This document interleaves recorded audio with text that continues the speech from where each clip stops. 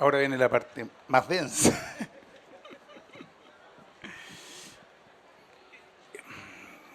Parece que más que hablar del contenido, Pía, lo siento, pero todos nos inspiramos más bien en el libro para reflexionar.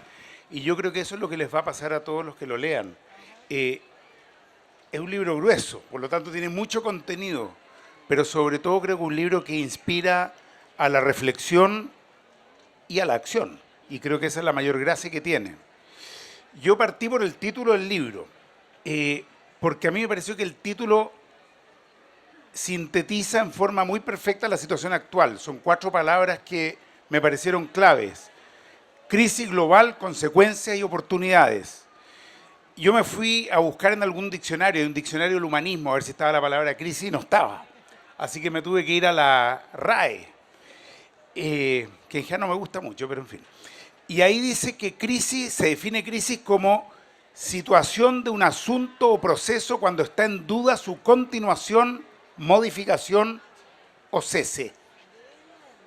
Y a su vez define global como tomado en conjunto, referente al planeta o globo terráqueo. O sea, sumando las dos cosas, crisis global es aquella, comillas, situación referente al planeta, tomado como conjunto, en la cual está en duda su continuidad. Y esa me parece que es exactamente la situación que vivimos hoy. Nos invade a todos una profunda duda respecto de la continuidad del proceso histórico, al menos como lo conocemos hasta hoy.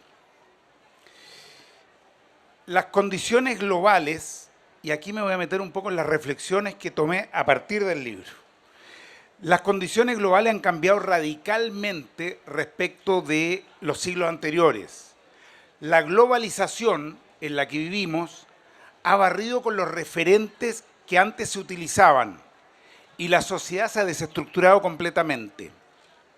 Los países, las instituciones, las organizaciones, los grupos humanos, los individuos, todos son arrastrados por un proceso de desestructuración que nadie controla. Esta no es una crisis más, no es una crisis coyuntural, sino que estamos frente a un cambio civilizatorio. Se requiere un cambio de mirada, producir modificaciones de fondo, no solo en lo institucional, sino que también en el cuerpo social y sobre todo en nuestra conducta más personal.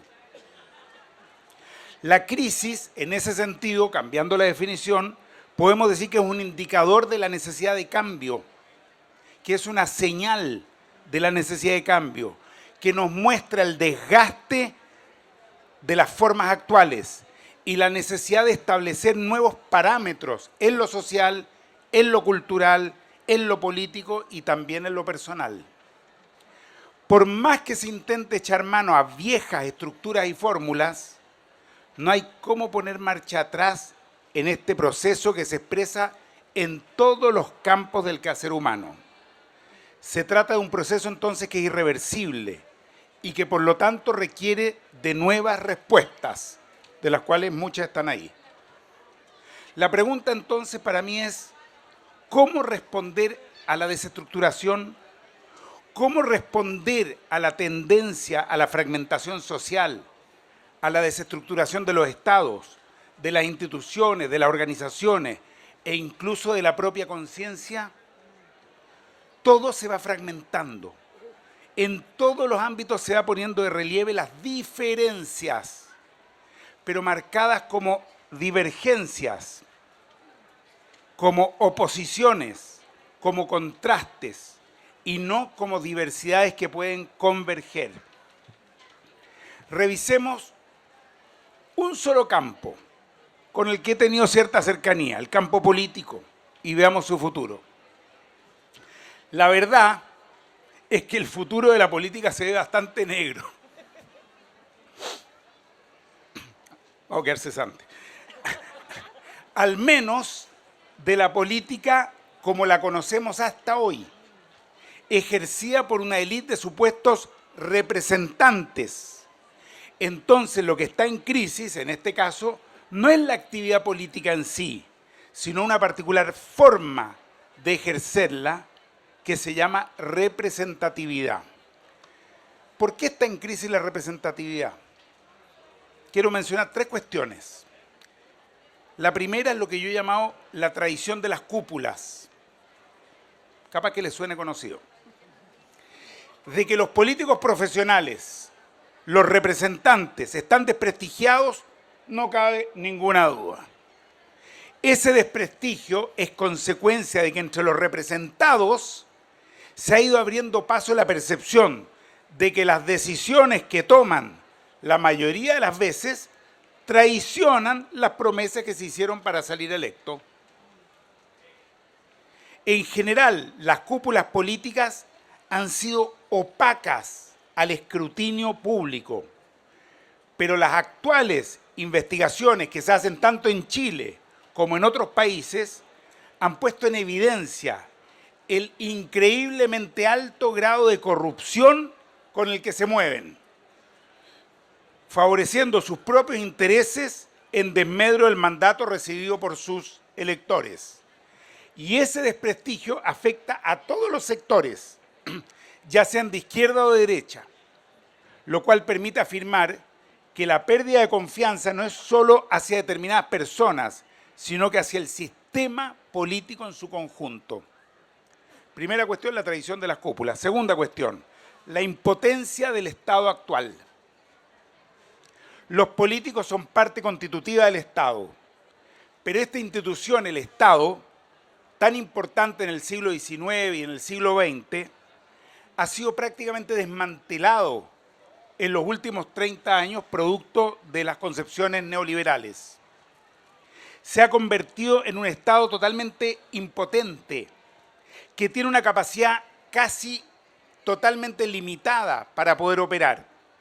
La globalización ha ido desplazando el poder de decisión que antes tenía el Estado hacia un paraestado que está conformado por el capital financiero internacional. Este fenómeno ha quedado dramáticamente demostrado con lo que pasó recién en las negociaciones entre Europa y Grecia, con el gobierno griego. Y ahí vimos el caso de un Estado que en realidad no tenía ni un poder de decisión y que tenía que someterse y tiene que someterse a los dictados de la banca internacional, que son en definitiva los que deciden lo que pasa y lo que no pasa con la economía completa de un país. Es un ejemplo, pero sucede lo mismo en todo el resto del planeta. Segunda cuestión, la impotencia del Estado actual. Tercera cuestión, lo que hemos llamado la endogamia de las élites. Las élites políticas viven una suerte de autocomplacencia y en esa autocomplacencia tienden a replicarse. No se abren a nuevas visiones, se replican a tal grado ya extremo que hoy día si uno mira el Parlamento chileno, pero lo mismo sucede en el resto del planeta, hay como 2 o 3 veces cada apellido, eso porque está el papá y el hijo. A veces no es el mismo apellido porque es la mamá y el hijo, entonces no se nota tanto. Pero esto se reproduce, tenemos decenas de casos en que se van repitiendo los mismos. Se dan vueltas siempre los mismos y cuando aparece alguien nuevo, en realidad lo hace porque es más o menos igual a lo que ya había antes y entonces se le da la pasada. Entonces lo que pasa es que se van envejeciendo las personas y también las ideas. El debate político es incapaz de ir más allá de lo establecido. No hay debate serio, no hay desarrollo de nuevas ideas. Aquí hay nuevas ideas, en este libro.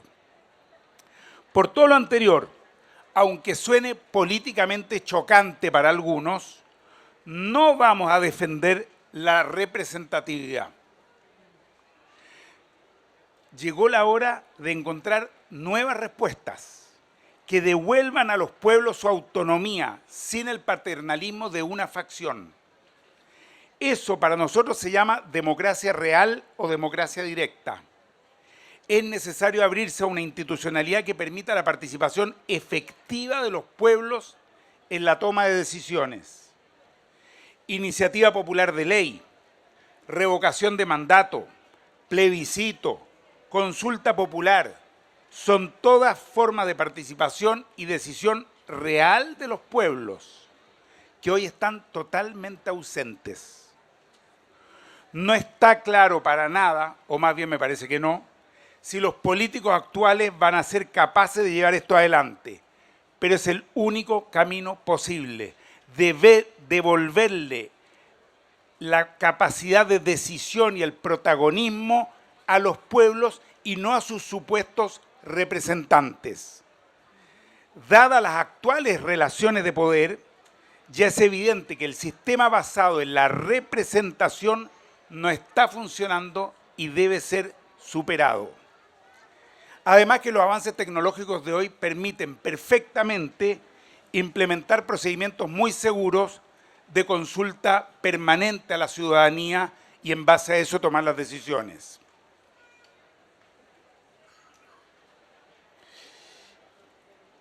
Ahora que los vínculos entre el poder y la ciudadanía se han desdibujado a causa de la profunda crisis de confianza que existe hoy en este tiempo, solo hay un camino y una tarea posible: la reconstrucción, la reconstitución del tejido social. Si hoy el paraestado financiero es capaz de imponer su programa a los países, hay que decir también que eso se ha debido en gran medida a la pasividad de los pueblos, aunque eso a veces le moleste un poco a los pueblos. La soberanía es patrimonio de esos pueblos y ellos deben saber ejercerla. Y si las trampas de la democracia formal han limitado al mínimo ese ejercicio soberano, entonces debemos movilizarnos para profundizar la democracia hasta que sea capaz de recoger en plenitud la voluntad popular. Un ejemplo local de esto que estoy diciendo, que parece tan etéreo, es la demanda por una asamblea constituyente. Ahí está reflejado exactamente esto de lo que estamos hablando y que está muy bien expresado en el libro cuando se reflexiona sobre el tipo de democracia, el tipo de Estado que tenemos hoy día y la necesidad de encontrar nuevas formas de organización social. Cuando hablamos de asamblea constituyente no es por un simple capricho, no es solamente para terminar con la constitución que viene de la dictadura. El mecanismo que planteamos de asamblea constituyente tiene que ver sobre todo porque es el único modo de recuperar el protagonismo en manos del pueblo. Y eso es fundamental para entrar a una nueva etapa del proceso político-social.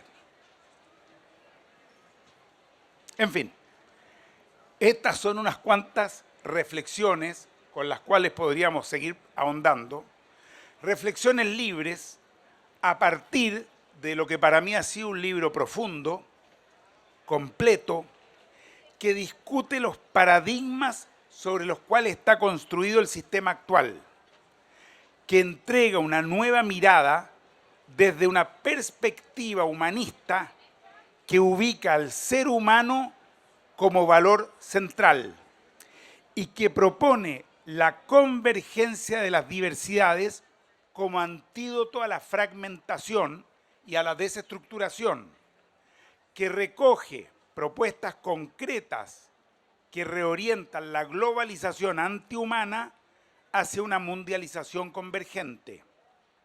Un libro que propone un cambio mental en última instancia, un cambio de creencias. Un libro que nos muestra la ayuda que el humanismo puede dar para salir de esta encrucijada histórica.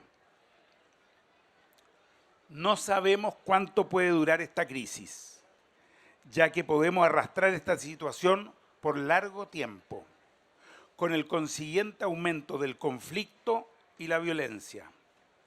Mientras antes tomemos conciencia de la profundidad del cambio que se requiere, más pronto superaremos esta situación y podremos establecer nuevas condiciones sobre las cuales construir este nuevo peldaño en la evolución del ser humano.